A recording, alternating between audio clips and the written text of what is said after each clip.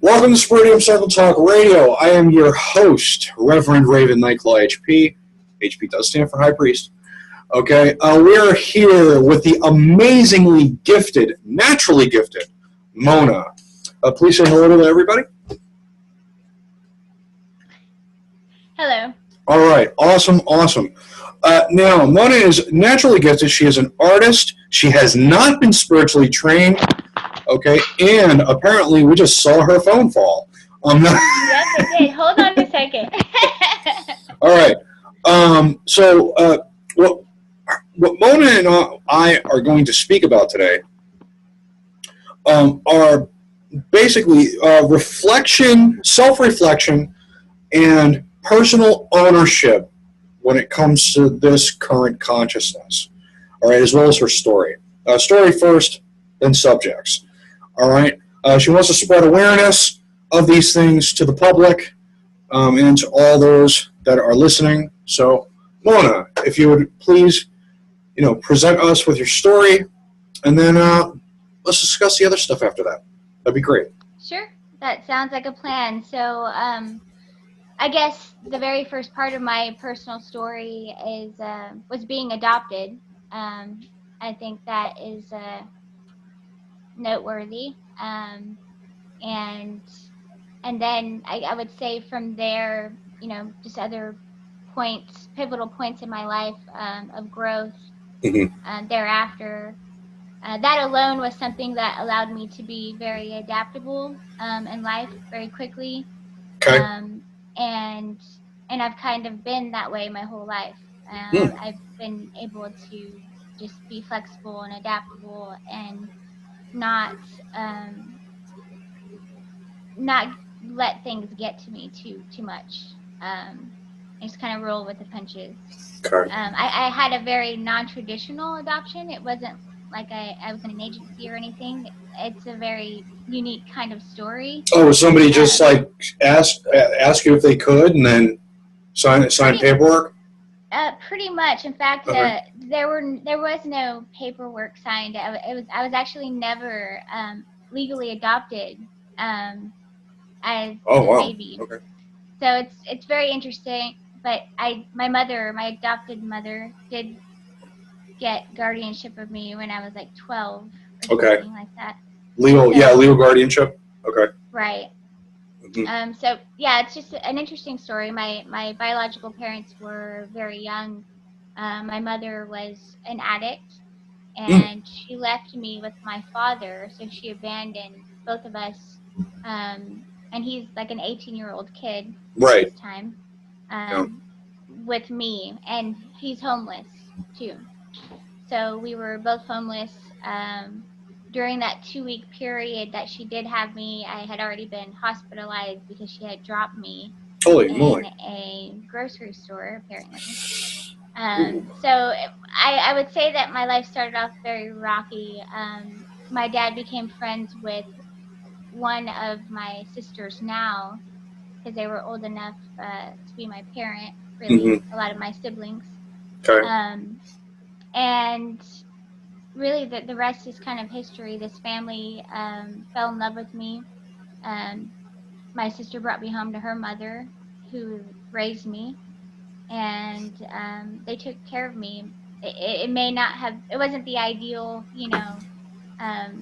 family dynamic. It was very dysfunctional in a lot of ways, but there was a lot of learning experience and a lot of growth, and it taught me to be grateful for what I had and for experiences. Okay. So, let me ask you this. With your, I apologize for the interruption. No, what kind of experiences have you been presented spiritually? Well, I would say probably the first time that I feel that I was connected to something beyond myself was when I was about 10 years old. Wow.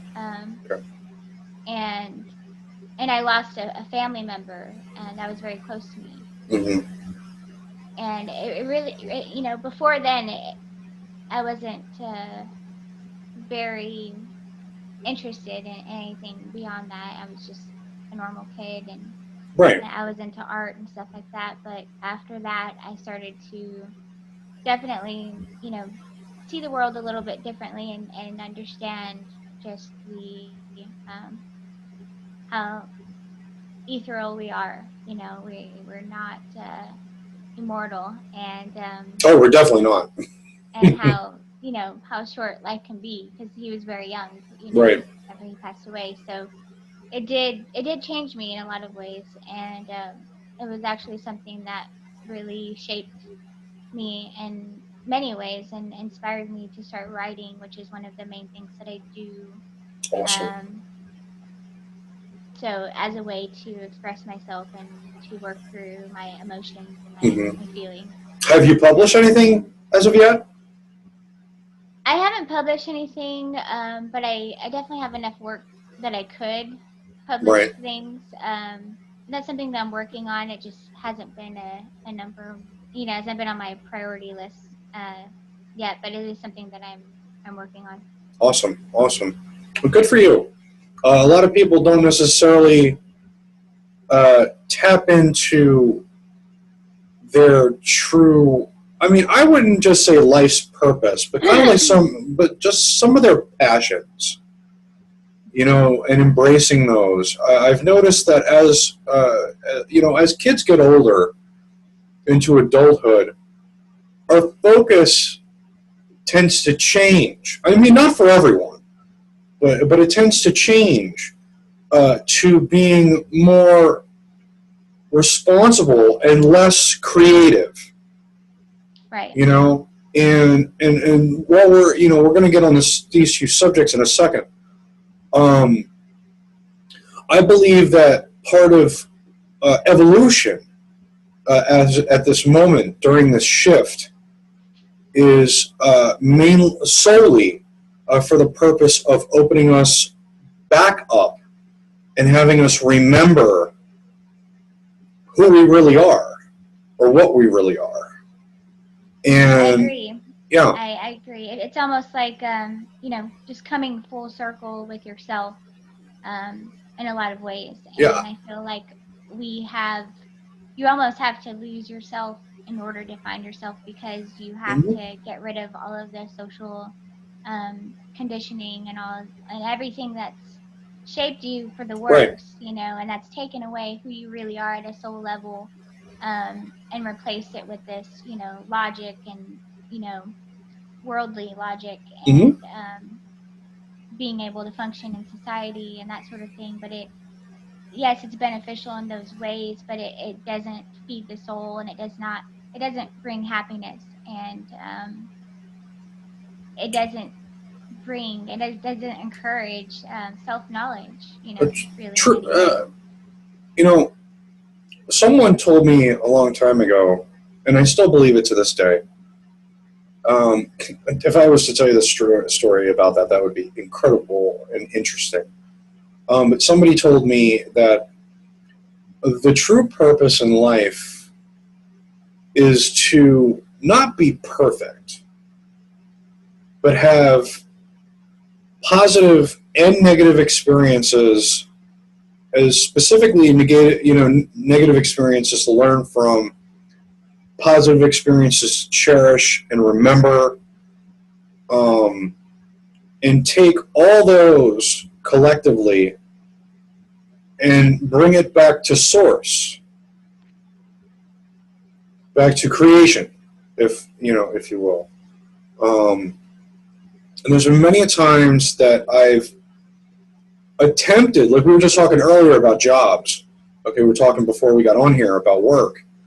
And the thing is that usually most naturally gifted people, what happens is that we notice that being in the normal, everyday, bump and grind of, the workforce is not for us. And it's all about us giving back, showing love, activating the love, within people, showing them how to break their molds and things like that. And I do believe that ownership and self-reflection is very, very important to that.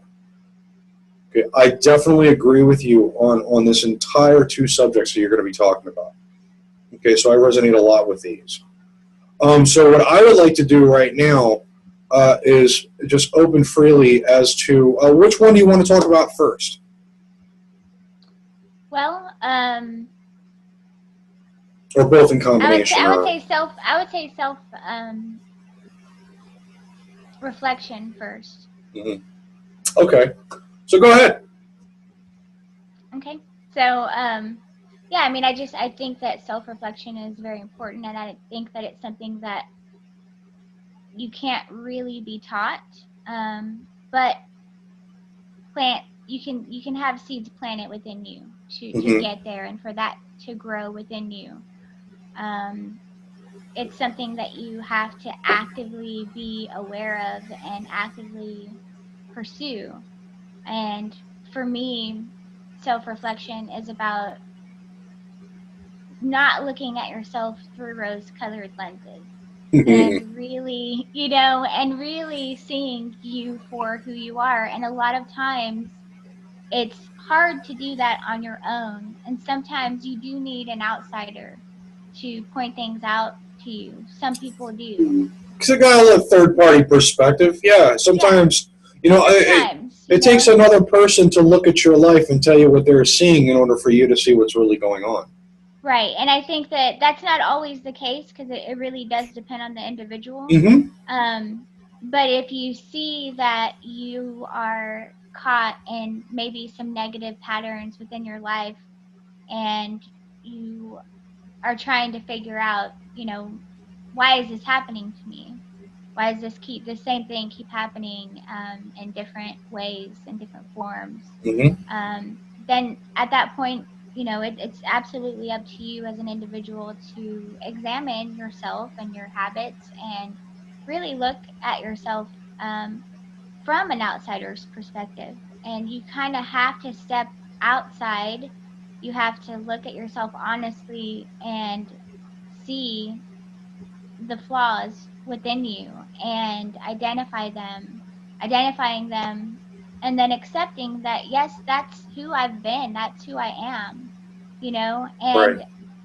If you're not okay with being that person, then that's where you take ownership, and that's where you take action, and that's where you start to take the necessary steps to really make progress within, and to move forward and move beyond being stuck in these patterns. Because if you keep being stuck in these patterns, you'll never grow. I mean, it's just a never-ending cycle. It's like on a hamster wheel. You're just going and going and going, and you're not going anywhere. Yeah, but you're going fast, and you're going fast. And you're spending a lot of energy. Right in the same place, though.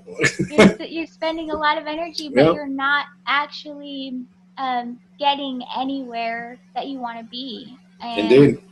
A lot of people, and I've seen, and I've been there myself, plenty of times, where you are almost in a sort of, paralysis in a way of progress. You're just kind of stuck, and sometimes you feel like, there's no way out, and you start looking for external things to help you, get out of that.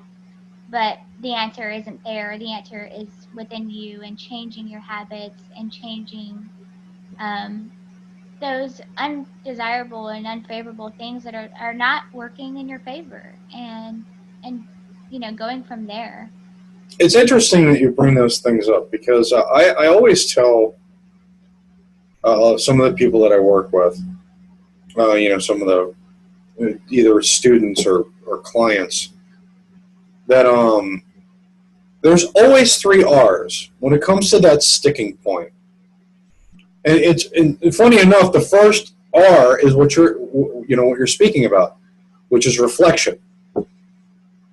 Okay, you reflect on the experiences that you've, been presented. You reflect on whether or not they resonate with you. And then here comes the second R, which is release, or as some people call purging. Okay? And you release those things that do not resonate with you.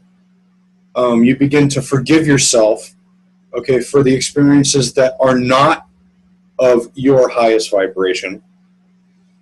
And the third R, which is the recreate, okay, which is recreating your own life, a new life, based on a new perspective and a new way of seeing things.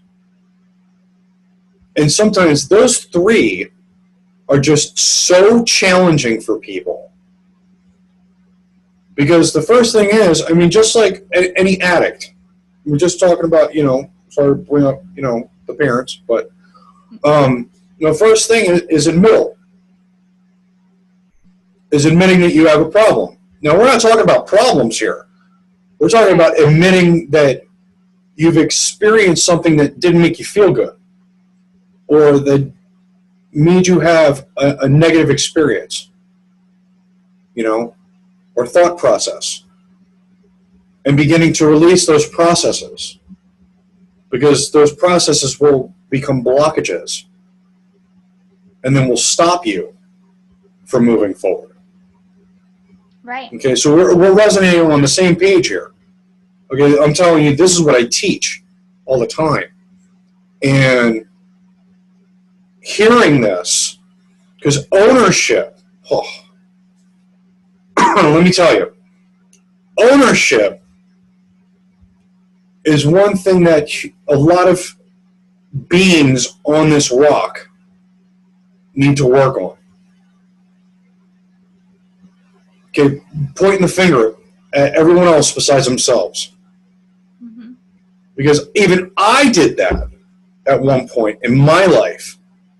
I kept pointing the finger at everybody. Well, this is the reason why I'm miserable, or, this is one of the reasons why I'm not making enough money, or, this person, broke my heart, so I'm never going to love again, or something. And truthfully, it's your choice to experience that at that moment, or go in the opposite direction, and to make it work for you. So what's up with this? So what's up with ownership? I mean, talk a little bit about the ownership part. Yeah, well, the ownership is really, to me anyway, I feel that having self-ownership is taking responsibility for your mistakes and your actions, and not pointing the finger, and really going out of your way to say yes and admit it, and saying it out loud even. I did these things, I made these mistakes, and that's okay, because we're human and we're going to make mistakes, but we need to learn from them. So it's okay to make mistakes. And this is something that I tell my son all the time. It's okay to make mistakes as long as you're learning from them, and you don't keep making the same mistakes over and over again, because we all know that's the definition of insanity. But not only insanity, but it's also a symptom, if you will. I'm not talking medical terms, but it is a symptom of the fact that you haven't learned the lessons that you were supposed to learn in your previous incarnations. And you have to be aware of that. And again, acknowledge it, like you're saying. Okay, acknowledge that this is happening in your life, and see it, and own it, and then change it. Exactly. And I feel like you can't really change it unless you accept it and you own those mistakes. But don't let it consume you. Right, but don't let it consume you. Don't dwell in it. And I think there's definitely that's where there can be a gray area for some people. Right. And I think that it's also it's very hard for people to actually practice self-ownership whenever it's in those ways, because nobody wants to see themselves in a bad light.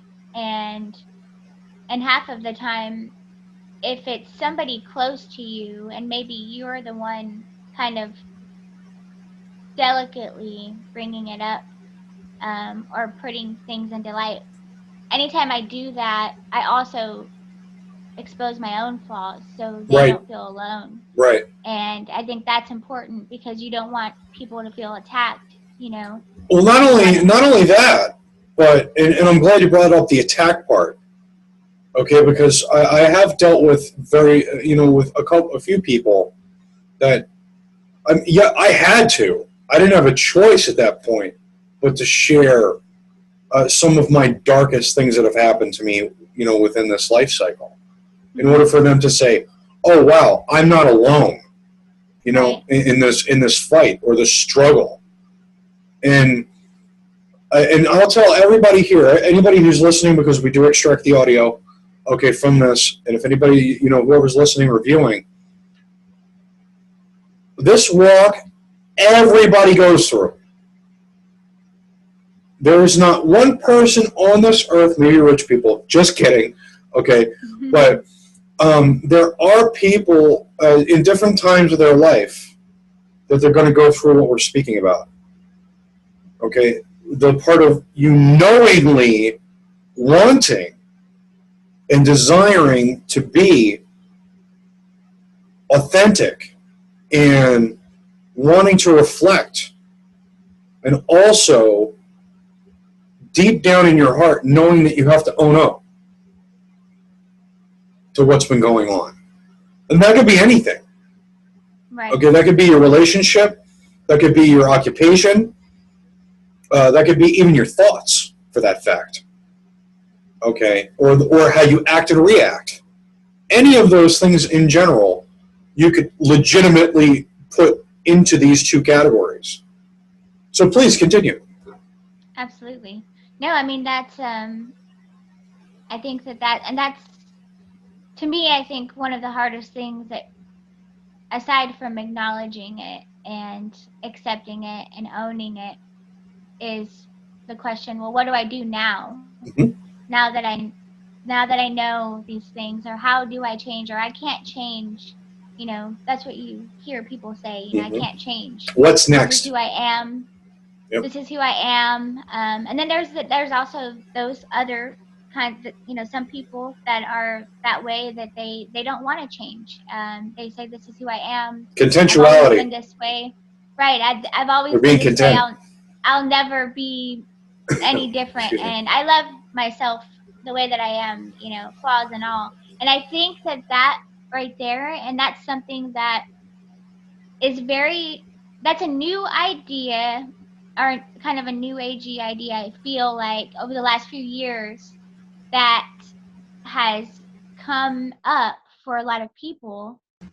Right. Which is, yes, embrace your flaws and own yourself and love yourself. But there is also, but there's a degree. I mean, it gets misconstrued in a lot of ways, and people take that as an excuse to not change and be complacent, right? And be complacent, and actually be. And I'm not saying that contentuality is bad.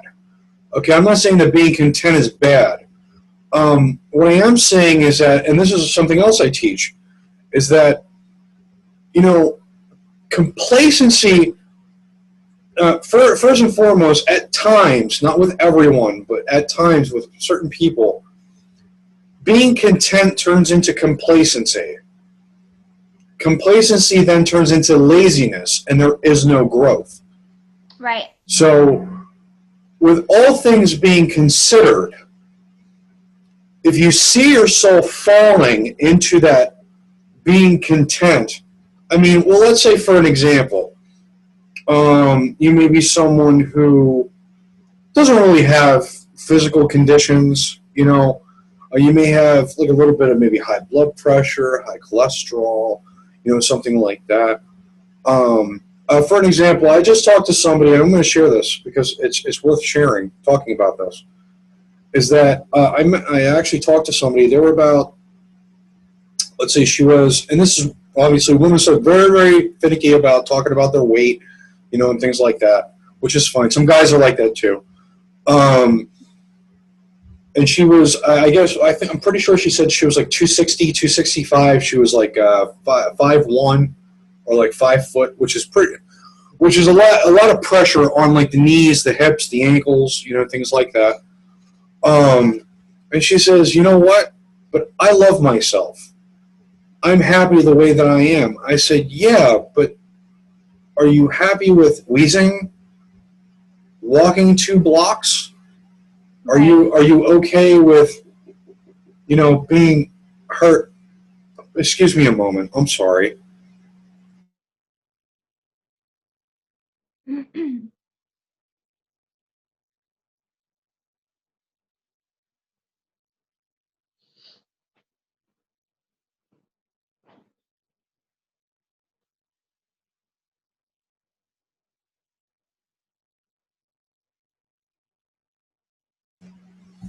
All right, sorry about that. No worries. Okay, so again, and this person said that they were content about and they were okay with themselves, and the fact was that deep down they really weren't. Right. Like really deep down, it was a situation where they were suffering from depression. They had quite a few tragedies happen in their life where it's actually made them blinded, almost like we would say blinded to the truth. It was a health risk actually to this person. Right. And they weren't necessarily seeing what they were doing to themselves. And truthfully, yeah, it's very, thank you. Yes, it's very, very, very dangerous. I mean, you can lessen your life by 20 years just by allowing yourself to be, to let go like that. And, the doctors could say that you're healthy as a horse, but yet you have this. You got to look at those things. But, which is fine. I see the phone dropping. I had to fix the speaker, like the cord. Yeah, that's okay. It happens. But all in all, we want to say reflection and ownership is very important.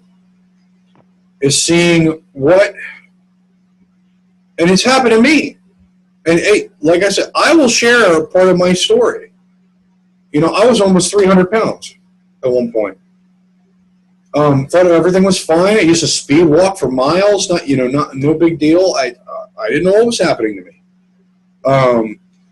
And all of a sudden, I went to the doctor, and the doc said, which I'm sorry, but this is the truth. This is my truth.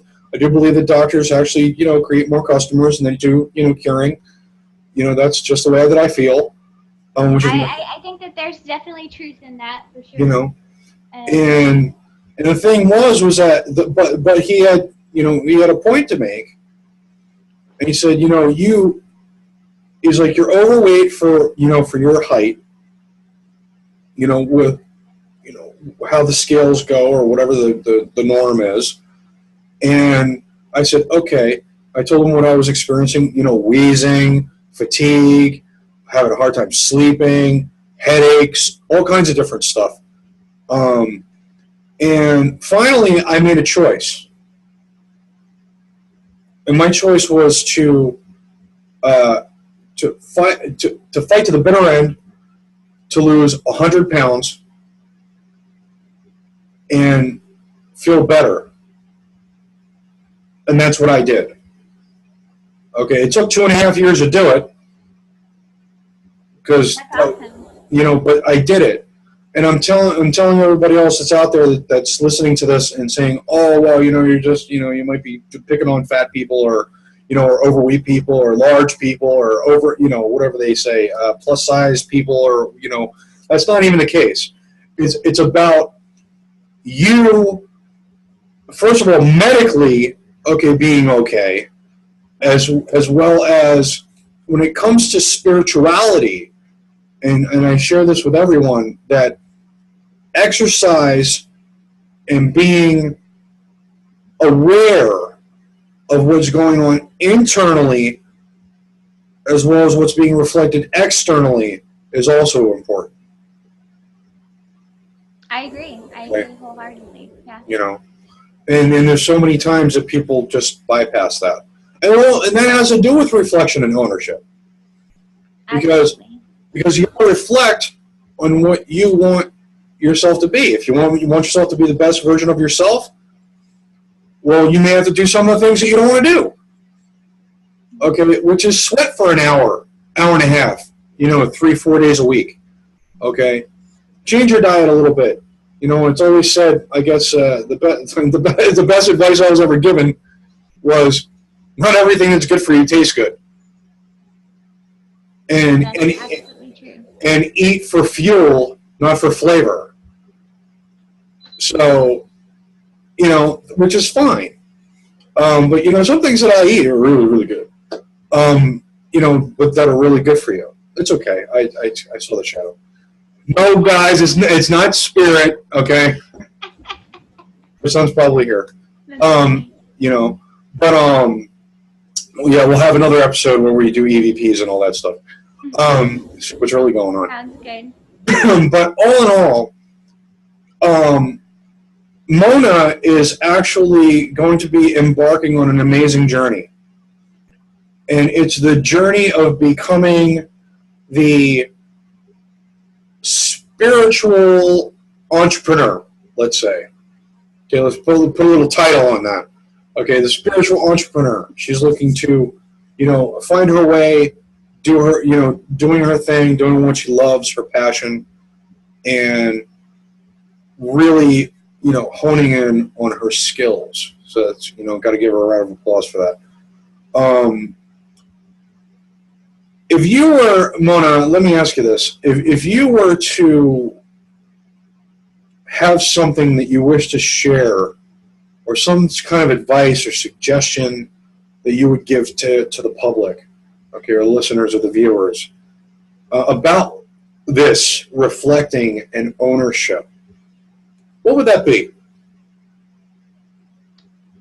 I think it would be very simple, and as simple as not being afraid to face yourself, and to not be afraid to create the change that you want. I think that a lot of change doesn't come to fruition due to fear, and I think that's really the biggest culprit, and it's being able to let go of that fear, and for the greater good, not just for yourself, but imagine how that will affect everybody in your life, and that affects so many people's lives in general. Okay, because all in all, I agree 100% with that. Because what you think, what you focus upon, how you act and react, creates your environment. Now, a lot of people will fight me on this, of the simple phrase that you actually become a protege or a product of your environment. Now, that can be true to some. Mm-hmm. If you're around the same kinds of people that are, like, for an example, toxic, full of drama, energy vampires, stuff like that,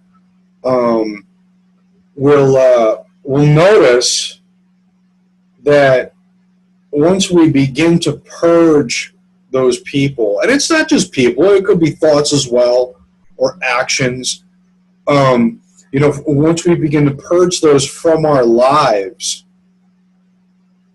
things change. Our environment changes. Our thoughts change. Even our emotions change. Okay. So I myself, I'm not a big believer that that we are shaped by our environment. I think that we are influenced, but we have so much more power than we realize. And I think that when we say that we're shaped by our environment, then we are giving our environment too much power. Yes, and, yes. And we're not, again, taking ownership for ourselves. Ownership is incredibly important. Knowing what you're doing, knowing what you're thinking, and how you're feeling, because a lot of people, they don't get.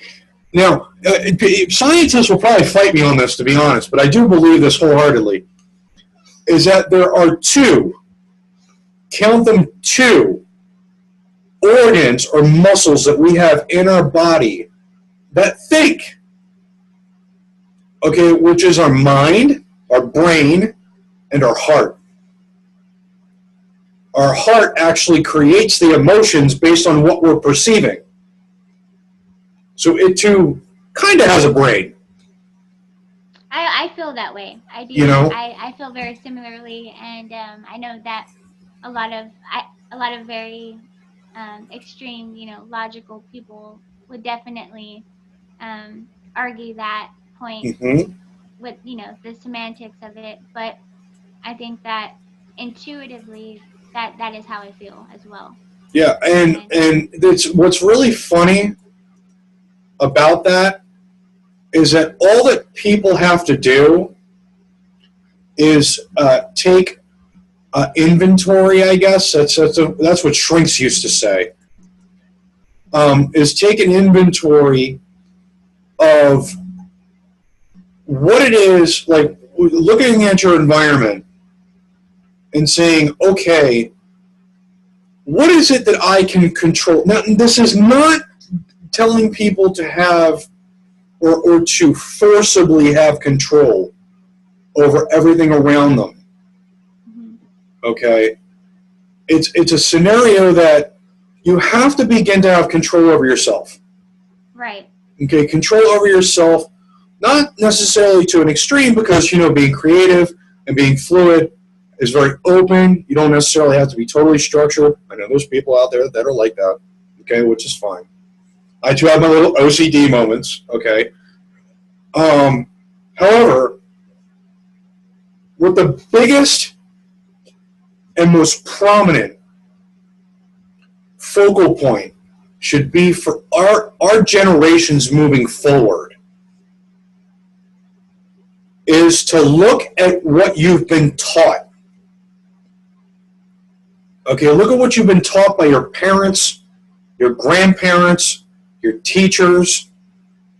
And I'm not even implying that going to school is wrong. Okay, having an education is fantastic.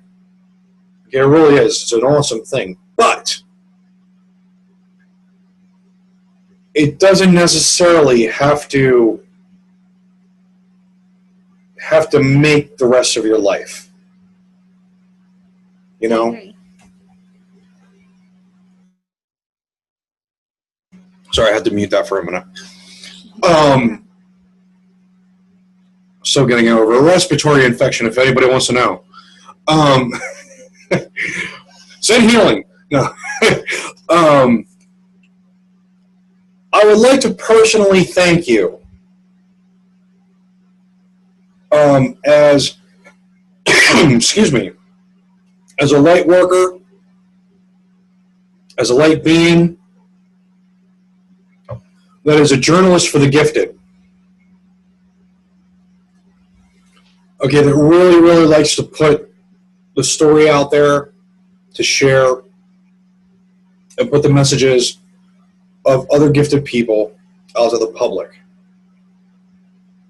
I would love to say thank you. I'm honored and grateful for you to be here. Well, I'm honored to be here. It's my pleasure.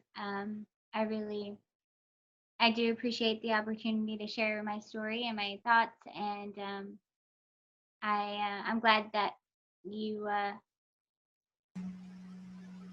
got something out of it, or I hope somebody else got something out of it, and I'm glad that we were able to have this connection. Absolutely.